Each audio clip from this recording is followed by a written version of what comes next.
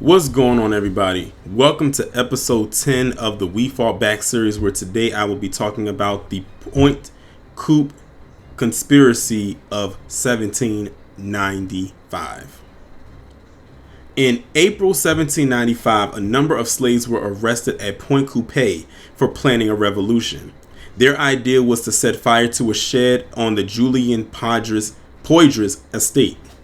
Lying in wait, they would ambush the whites who came to extinguish the fire and then travel from plantation to plantation, killing their former masters and gathering other slaves to join the revolt. The slaves were inspired by the French and Haitian revolutions, and their conspiracy included several whites and free persons of color who were similarly dedicated to the ideals of the radical Enlightenment. The conspiracy was betrayed, and after a crackdown, a trial began on May 4th. Following weeks of testimony, convictions were handed down for 57 slaves and 3 whites. 23 slaves were hung. As a warning sign to deter future uprisings, they were decapitated and their heads were impaled on posts alongside the Mississippi River. The remaining conspirators were flogged and deported to colonies where they were sentenced to hard labor. The conspiracy occurred during radical phases of the French Revolution, where the extension of liberty, equality, and brotherhood were legally applied to free Afro descendants in French colonies in the Caribbean. The Haitian Revolution, underway at the same time, was another large influence on the conspiracy. Unlike the conspiracy of 1791, the Pointe Coupee Slave Conspiracy of 1795 was carried out by whites and the enslaved Africans, mulattoes, and Creoles. In 1794, the French National Convention had abolished slavery in their Caribbean colonies.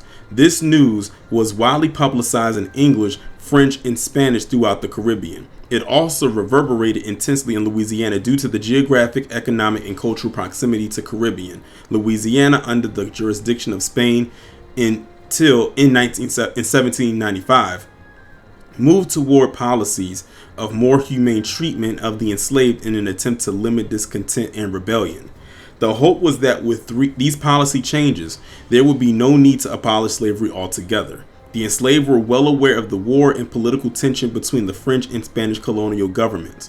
Despite the changes to slave policy, the slave at Pointe Coupee had realistic hopes that if France gained control of Louisiana, they would be granted legal rights to their freedom.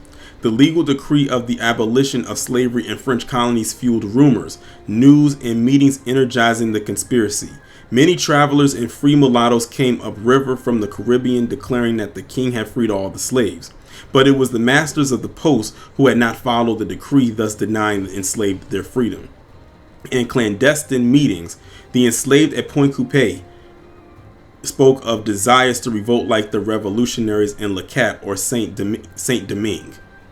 However, a white tailor named Rockenborg suggested a different strategy. He said that he would write a petition for freedom that would be delivered by a slave named Noel Capitaine into town. Those present at the meeting agreed that should the petition fail, they would rise up and kill the white masters. This plan for an uprising continued to gain momentum, especially in response to violence against the enslaved. The day before Easter, 2 Negroes were flogged. It was then that the conspirators decided to assemble at the church on Easter Sunday morning. If the whites whipped them, they would massacre them right there in the church as retaliation for denying them the freedom the king had granted. This show of force, however, did not lead to massacre and revolt. According to testimony, the leaders decided to wait for more slaves from the Poydras estate, who were returning from the city with provisions and ammunition. Given the momentum after the Easter Sunday display, leaders planned a meeting for the next Saturday at the Bridge of New Roads at Falls River to decide a plan a full coup. The meeting was thwarted before it could even happen. A Negro by the name of Pierre of the Duflower estate informed his master that John Baptiste of the Lecour estate had come up with the road to let the enslaved know that the blacks must take their freedom by killing all the whites. Charlotte Negre of the Richer estate also corroborated with the story to the Flower when he sought to verify that what his slave Pierre had told him. That evening, Louis Richer claimed to overhear a couple of Negroes talk to one another about the necessary weapons they needed to wipe out the whites successfully in their fight for freedom. Not only did other slaves report the conspiracy to other masters, but the indigenous people living in the Pointe Coupee post also played a role in thwarting the conspiracy. Two indigenous Tanika women, also living on the Riche estate, told their master about the conspiracy on April 9th, 1795. They testified that they had heard of the plan to revolt in the Prairie, or the Cypress Swamp, behind the widow LaCour's estate. The enslaved frequently gathered there and were able to discuss their plans.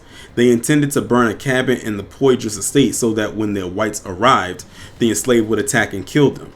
They would then steal guns, bullets, and powder in the Poydras storehouse. However, this plan never came to fruition. Before meeting on the next Saturday could take place at the bridge, Charles Duflower and Martin Bourgeois